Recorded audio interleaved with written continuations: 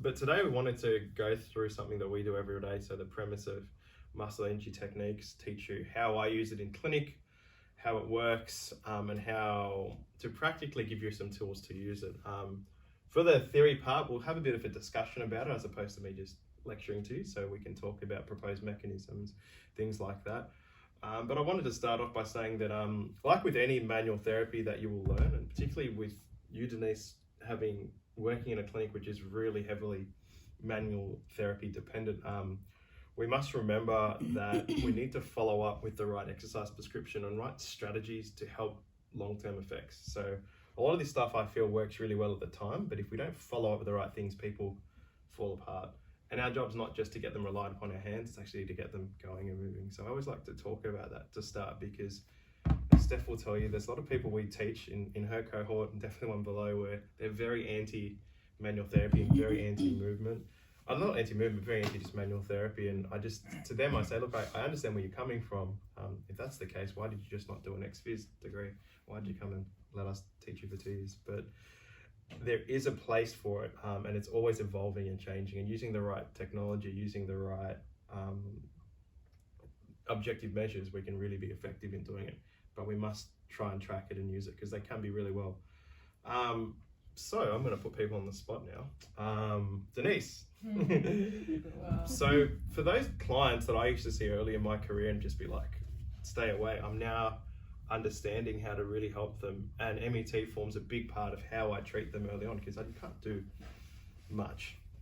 So there's two good examples of, like, you've got the acute back versus the chronic shoulder, and having an impact with them. What was key to their success though was the right education. I just want to talk about this before I get into the crux of this, because when I was a junior physio, I used to be obsessed with different techniques, and I just wanted to heal the world with my own two hands, and I still like to, but I understand that to get great results, you have to reinforce it with the right communication, the right education, the right strategy. So we told him not, again, a big part of it was fear avoidance with Manny. Sorry that we're going a bit of a tangent. And he was like, oh my goodness, is my back ever going to get better? I'm like, no, you're going to be okay. There's nothing to suggest that, I always give myself grey when I talk, because you never know. And you could just see him just start to relax a bit, and everything will be okay. And lucky for us, touch wood, it was. But they're just great techniques to have in your toolbox. Other uses, before we get into the science of what it does, hamstrings, calves. One of the students from Mick up this saying, which they do there, which is treat the pelvis every time plus or minus the thoracic spine. When did we treat the thoracic spine? When did they do that? Because it's above T9. Above T9 and below the knee. Yeah, below the knee, because that's where the sympathetic and parasympathetic intertwine. Bit of a wrap. I've just done it. Poor justice. But you can see that Nick's got a whole foundation where he treats the pelvis for everything, like neck, shoulders, backs. And there's a real premise behind who he does, because there's a system on. I personally don't as much, but I can see how it works, and it really can be effective if you can, So let's talk about MET. The term PNF stretching. Yeah. It's the premise of it is that the way I like to explain it, and I've done 3 Barg Hungerford courses on MET, and this is why all these things are private, because I will give my opinions in this stuff, which I won't as much at uni. Maybe we edit this section out of the video. I found that stuff way too complicated. Barb is a beast. She's really good. She charges $550 a consult, so yeah, she must be good. But her techniques and the stuff are just I just think way too specific, like looking at little rotations of thoracic spine, your sacrum and things like that. I'm like, really? I don't know.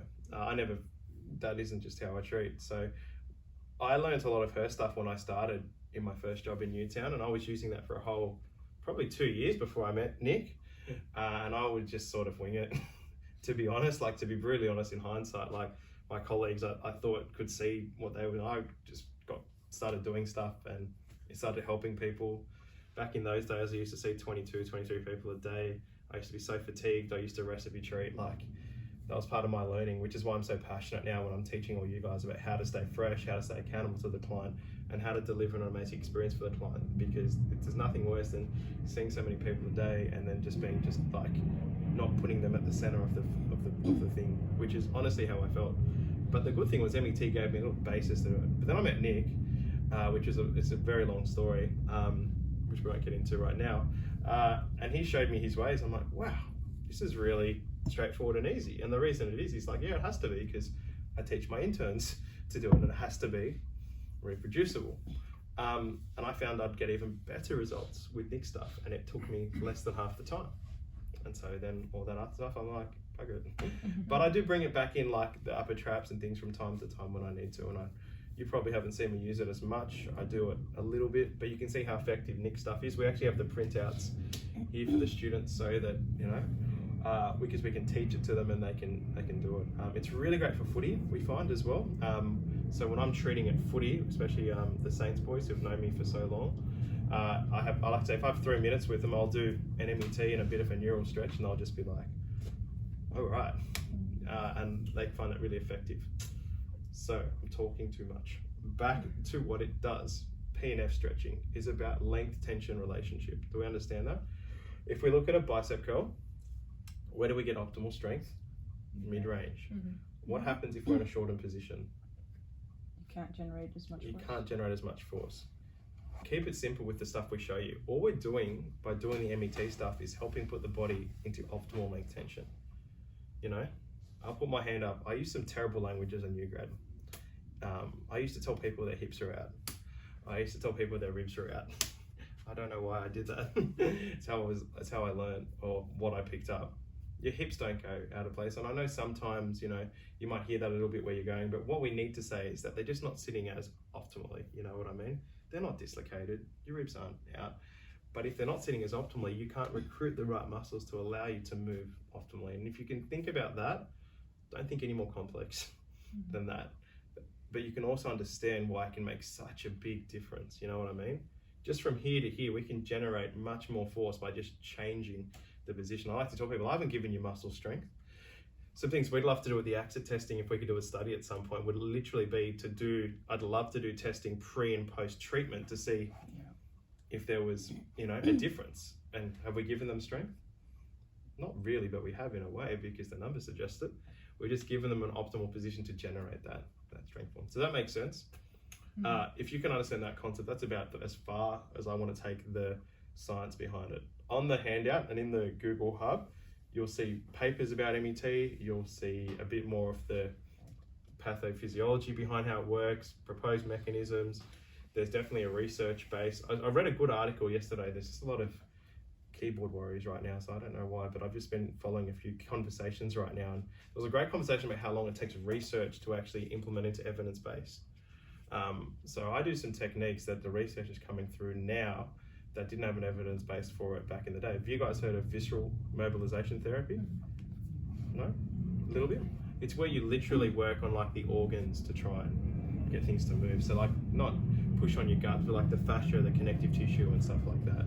And that can also be really effective for the right person. So my elemental taught me a lot of that stuff, and I don't use much of it, but there wasn't much of an evidence base for it now. Ironically, he's one of the people that has done research on it, and now there's papers coming through. So with your own clinical reasoning, and Steph, as you're about to start your career, just remember that evidence-based practice is important. We certainly need to abide by it, but just remember to always be open to new ideas, because you don't want to be behind the 8 ball and not be an early adopter. The stuff we're doing with the AXIT stuff, I really believe will be the norm in a few years' time, where everyone's using technology to be very objective. Right now, it's still in a lot of practices, even just basic objectivity is not there. So that's where we go. I'm going to do a squish test. So what I do with that is I get my hands over the top of cow, and I just push right and left, and I'm just trying to feel side to side if one feels a moving a bit more.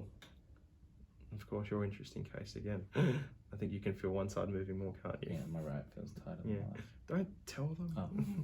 But now there's heaps there. So if we lift up left and right.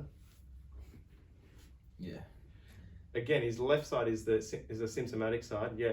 You look better. Yeah. And if you just do it again, Cal, don't just slow it down a bit. So you can actually see it physically, and you get better at this. It takes Completely forgot to tell you, I strained my hip flexor on Sunday night, like really bad, playing basketball. But Not I surprised. couldn't finish the game, Yeah. and then I woke up Monday and What's your completely walked. how can you see that it's Yeah, bent? yeah. I said it takes time. If you just, and you can look it back on the video. So I'm just looking at that. Can you exaggerate it, Cal, a bit? Yeah. Sure. So look at his left. Look at it fly up. Look at the right. It just Basically, Okay. I can feel this. Like I Yeah. have to. there might It's be like a some- really yeah. bad acceleration issue. To get from here to there, it's really hard, Yeah. and then from there up, it gets Oh, a bit easier. alright. So- But I can lift this one off a lot easier than I can lift that one. So I'm confident okay. from what So it I'm feels seeing, heavier. and I have a quick history. If I do a quick just pelvic correction of that, that should get easier. I'm not going to fix the whole problem, but already it's giving him something, right? Like it kind of feels like I've got like a 5 kilo ankle. Yeah, Alright, that's alright, cool. okay. So we've got two things there, right? Then what we can do is go passive and just have a look if there's a difference. So this brings in neural stuff. So just relaxing. And we know passive, we just go to the first level of resistance. So Cal's about there. Apparently used to be an elite athlete. My left side's really tight. But his right side's actually, I'm feeling it again. And this is you can play with later. I'm feeling it actually engage Yeah. a bit sooner. Even though your left side is tight about there. The right side, look, it engages with Yeah. heaviness straight away. So again, we could take a measure of that if we wanted to be a bit more objective. But see how we're just getting information. And forget about his, and this is typical, right? Like he's got that side, he didn't even tell us about the left hip Yeah, flexor. I didn't realize I lifted up on it. So this is how we assess. Okay. Firstly, so we've done the squish and we've identified the right side. Now we're going to look if it's sitting in an up or down slip component. Now again, it doesn't mean that his hip's out of place. If it's sitting higher on the, say, the right side, what muscles might you address to identify that tightness? QL. QL? Yeah, good. Oh, nice. QL, what else? Specific ones I can't think of. Yeah. But yeah. Hip flexors as well. Yeah, there could be some psoas tightness. Yeah. There's different, it just gives us some directions, what I mean. So what I do is I come to the iliac crest, I come around, That tickle. I come around and I just feel like that. And if you can feel the top of the iliac crest, boom, you can see that right side's sitting a little bit higher than the left, okay? Now, typically, the way we've been shown is if it's, we're not going to get too much into like the down slips and things like that, but if it's not really, really acute, like an acute back, we generally treat what we call the up slip side. But this is all fitting a pattern, so that's really nice. So it's sitting up, so that's part one. It's sitting up, good. We then find the ASIS, and we just sink below it. And we're just seeing for which side is rolling a little bit forward and back, okay? So the ASIS and sitting below, so can you see that hand, is that higher or lower than this hand? A bit lower. So again, and hip flexor strain, that makes sense. Sitting a bit more anterior. Cool. Then the last one is that in and out. So you can see that distance is smaller than that.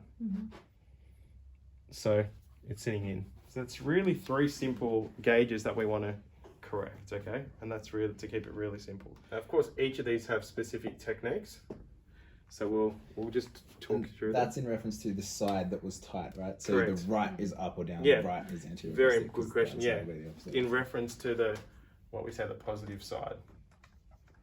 So what I'm going to show you now is up, anterior, in. So that's, yeah, and it's interesting that positioning, because there's obviously three different techniques you do for that. In and out are literally the opposite of each other.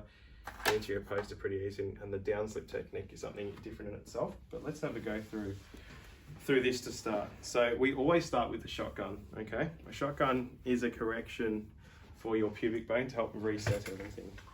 I still don't fully understand why we do this, if I'm completely honest, but having not doing this to doing it, it makes a difference. So something about just resetting the pubic bone, which is again must help with length tension.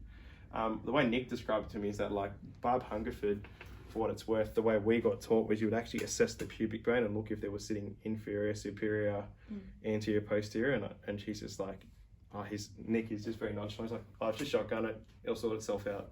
I'm like, cool. And for what it's worth, I think it works really well. So a shotgun, it doesn't have to, it is a pubic bone manip, but it doesn't have to manip to have a good effect. Okay, so what we do is, Cal, can you breathe in and push the legs out and relax, and push out, relax, push out, and then push back in. Good, and relax. And then it just resetting it. So I like to sometimes do it twice if I don't feel I quite got it. So push out, relax, push out, relax, push out, and push back in. Push, push, push, push, push, good, and relax. Good, so that's just the shotgun. Now watch this, interestingly. Already his right hip is moving a bit better. I can feel that, so. Lift up your leg again. Yeah. Yeah, cool. That feels like so much better already. And that's just a shotgun. So again, I'm not going to bullshit everyone here. Don't know exactly why that's so effective, but I hypothesize. So we're already getting started. So that's good, right? So now we'll correct the down slip, up slip. Breathe in for me, cough. So a little bit of external rotation, foot planted there, bit of traction. Breathe in, cough. As he coughs, we pull it out. Breathe in, cough. Again, not putting the hip back in place, just length tension. Now, this one's a good one. It's sitting anteriorly, so we want to recruit that glute more to get it posteriorly. So we take him into 90-90 and then push down into Mikhail. Relax. Push down, relax. Push down, relax. Okay? And then in and out. Okay? So we were saying it was putting in, so we're going to push out. If it was out, we'd push in. So push out for me, mate. Relax. Push out. And push out. Cool. Nice one. So how long did that take? About 2 minutes? How's that feel? Yeah. Lift up your legs again. How's that feel? Okay, so you can see the difference in that. And then similar. That little like sharp pain I had when I lifted Yeah. my leg up before is kind of Go on. So when you go into your, when it's in a posterior position, we need to get more, well, you guys get in and out, right? So that one's easy, sorry. So if it's going in, we push out. If it's out, we push in. We talked about anterior, which is pushing down. If it's posterior, get onto your side.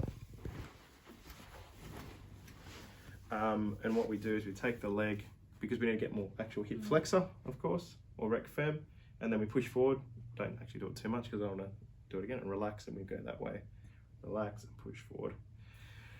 The downside we have a whole separate video for. Go into a great go-to technique if you're not too sure how to correct, or you just feel like you want to help with some optimal length tension through the hips and the back and to take pressure off the areas. So we haven't spoken too much today about what conditions we treat. Today we just wanted to show you the techniques.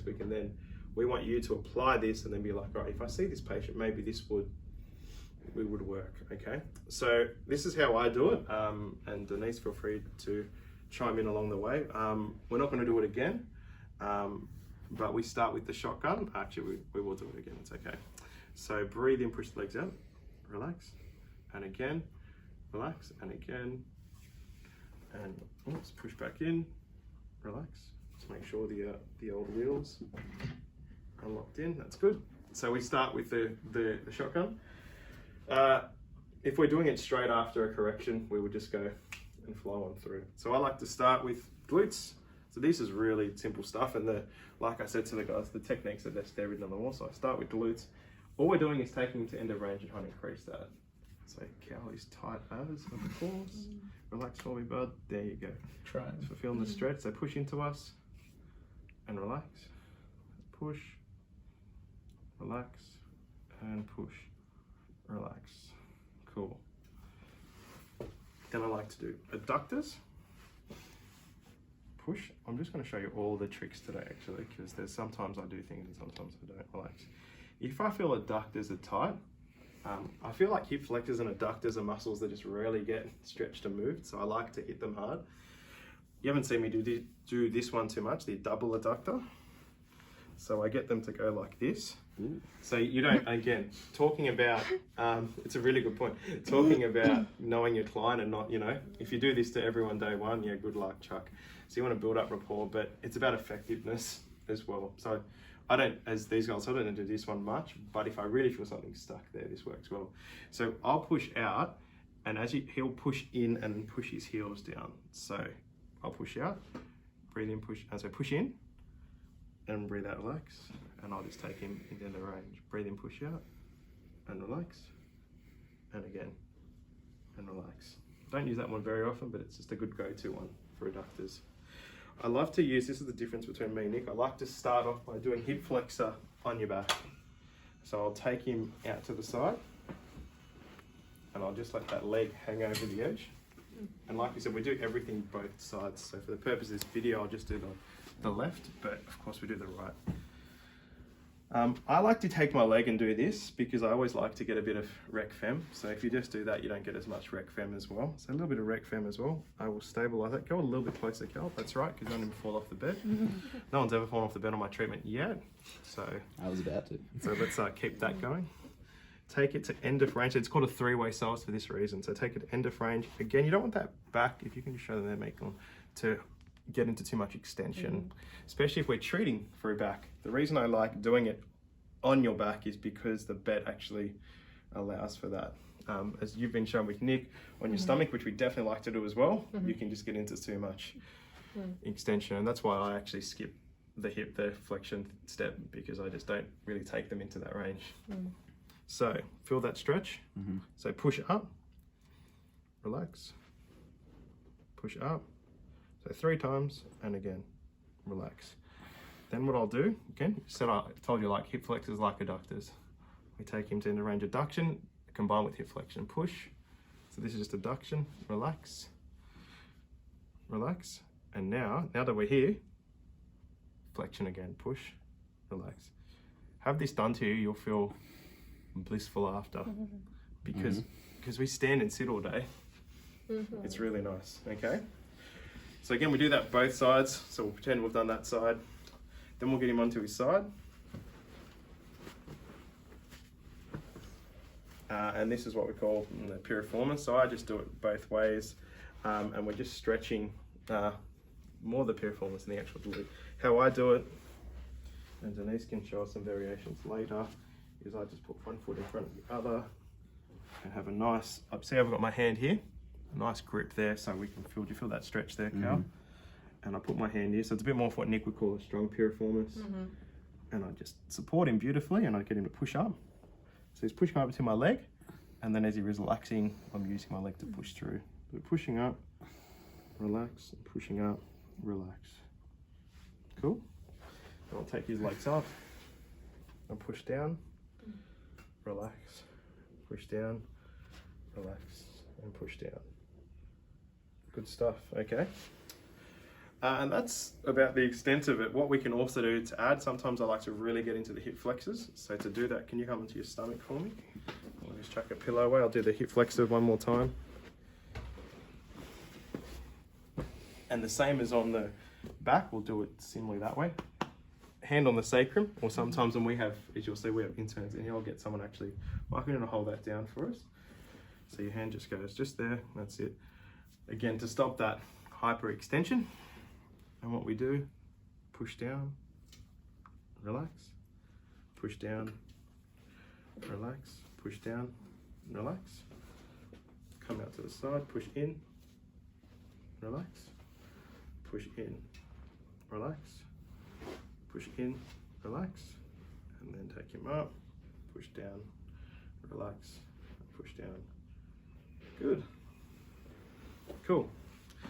And if we put him into that hyperextension position, what we like to do is just to sort of put him back to neutral with what Nick calls a flexion clearance. I rarely do these, to be honest. But if I was to do that, Cal, would you like to go onto your back for me? You guys haven't seen me do it this much. And what you do is you put both legs onto my shoulder and hands just over the back of the iliac crest. And all we're doing is literally, if you think that it's in an extended position, we're just gauging it to go back. Normal, okay? So push into us, relax, and again, and again. Cool. And straighten. Cool. Beautiful. Lift up your leg again. How's that feel? Yeah, much better. All right, let's pause there for a sec. Okay, so after we do that, if you look at our next point of call, we like to, this is even before we do any like soft tissue and stuff, by the way, in general. And when you get good at it, this will be really quick, by the way, so you can really, and especially with the help of the interns, as you know, we can be really just get through that in like less than 5 minutes, which is really cool because we get through all this stuff quickly. The first one is we all understand what, you might not, but that's okay. We all understand what neural stretching is and principles behind it. If in doubt, please let me know. We'll talk about it another time. I want to show you the technique. But all I'll say about it, so one thing is that when muscles are tight, check the neural tension. You know what I mean? Like, too often we think muscle tears are pure muscle tears, but sometimes when we're neurally tight, other areas are impacted. I see this so commonly with tendon issues. It's not the cause of the tendon issue directly. However, if you're neurally tight, it'll force you to put more load in different areas. So it's really important. So this is the 3-way sciatic. I like to do it with the yoga strap. So just bend your knee. Make sure we've got a lot of dorsi because this is a neural stretch. And we just do 20 seconds straight. And I just say sciatic generally. It's a neural stretch. We know we're getting different elements of different peripheral nerves. Then we go out this way. Sorry, Cal's a tall dude. Again, make sure he's nice and neutral. Make sure he's pulling back towards. How's that feeling, mate? Yeah. Yep, he's doing it. It's still. 20 to 30 seconds. And then come around. Denise, you can help me show the other ones in a second. So that is a beautiful one. And look at how I've got him here as well.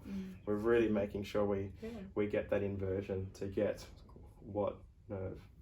Yeah. Just getting it really, there's different fibers of different nerves actually there. So you can look up, we got it's one that runs through there, but it's just really important to really accentuate that.